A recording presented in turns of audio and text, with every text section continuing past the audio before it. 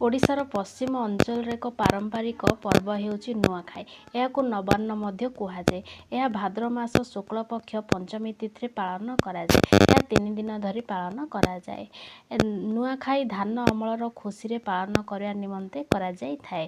ଏହି ଦିନ ପ୍ରତି ଗ୍ରାମର ପରିବାରମାନେ ନିଜ ନିଜ ଘରରେ ଅଖାଣ୍ଡିଆ ଚାଉଳରେ କ୍ଷୀରି ରାନ୍ଧିବା ସହ ଯେଉଁ ପରିବାର ତଥା ସମଗ୍ର ଗ୍ରାମରେ ନିଜ ସାମୂହିକ ଭାବେ ମଧ୍ୟ ରାନ୍ଧିଥାନ୍ତି। ଏହା କ୍ଷୀରି ବା ନବାନ୍ନ ନାମ ଜଣାଯାଏ। ପରିବାର ମୁଖ୍ୟଙ୍କ ହାତରୁ ସମସ୍ତେ ନବାନ୍ନ ଭୋଗ ଗ୍ରହଣ କରନ୍ତି।